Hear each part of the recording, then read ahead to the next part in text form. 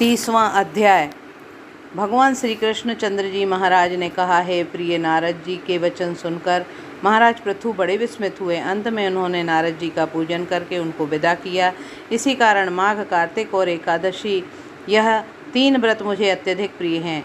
वनस्पतियों में तुलसी, महीनों में कार्तिक, तिथियों में एकादशी और क्षेत्रों में श्री द्वारका।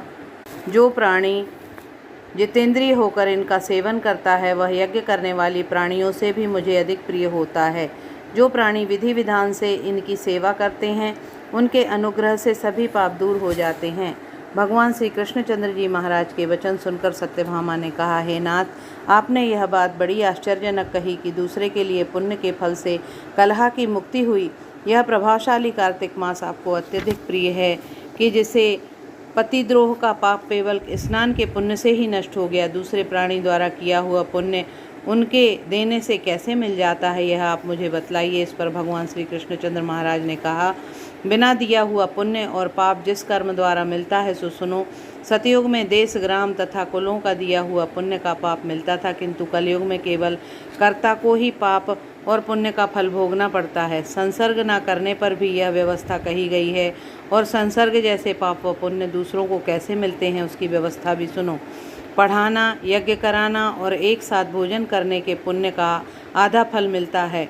एक आसन पर बैठने तथा एक सवारी चढ़ने से, श्वास के आने जाने से पुण्य व पाप का चौथा भाग प्राणी मात्र को मिलता है। स्पर्श करने, भोजन करने और दूसरे की स्तुति करने से पुण्य और पाप का 6वां भाग मिलता है। दर्शन करने, सुनने तथा ध्यान करने से मनुष्य को पुण्य और पाप का 10वां अंश मिलता है। दूसरे की निंदा, चुगली और धिक्कार करने से उसका 100वां भाग मिलता है। पुण्य करने वाले मनुष्यों की जो कोई सेवा करता है वह सेवा का भाग लेता है और अपना पुण्य उसे देता है। स्त्री, नौकर और शिष्य को के अतिरिक्त जो मनुष्य दूसरे से सेवा करवा कर उससे पैसे नहीं देता तो वह सेवक उसके पुण्य का भागी होता है।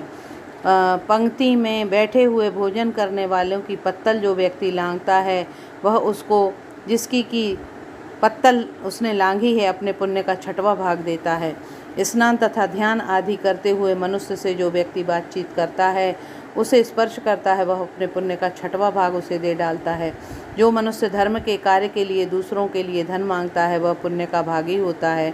ठीक उसी प्रकार जिस प्रकार दान करने वाला पुण्य का भागी होता है।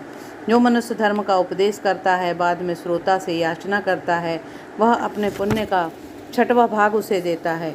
जो मनुष्य दूसरों का धन चुराकर उससे धर्म करता है वह चोरी के पाप का फल भोगता है और शीघ्र ही निर्धन हो जाता है, और जितना धन चुराता है वह पुण्य का भागी होता है।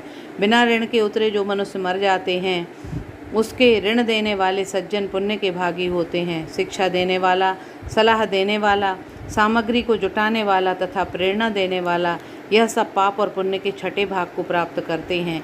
राजा प्रजा के पाप पुण्य के 6ठ अंश का भागी होता है। गुरु शिष्य का, पत्नी पति पत्नी का, पिता पुत्र का, स्त्री पति के किए हुए पुण्य का 6ठा भाग पाती है। पति को प्रसन्न रखने वाली आज्ञाकारिणी स्त्री पति के किए हुए पुण्य का आधा हिस्सा लेती है। जो पुण्य आत्मा पराये लोगों को दान करता है वह उसके पुण्य का 6ठा भाग प्राप्त करता है। जीविका देने वाला मनुष्य जीविका ग्रहण करने वाले मनुष्य के पुण्य के 6वें भाग को प्राप्त करता है। इस प्रकार दूसरों के किए हुए पुण्य अथवा पाप बिना देने के भी दूसरों को मिल सकते हैं, किंतु यह नियम जो कि मैंने बताए हैं कलयुग में लागू नहीं होते। कलयुग में तो एकमात्र कर्ता को ही अपने पाप व पुण्य भोगने पड़ते हैं। इस संबंध में एक बड़ा पुराना इतिहास जो कि पवित्र भी है और बुद्धि को देने वाला है, वह मैं तुमसे कहता हूँ, ध्यानपूर्वक सुनो। बोलिए वृंदावन बिहारी लाल की जय।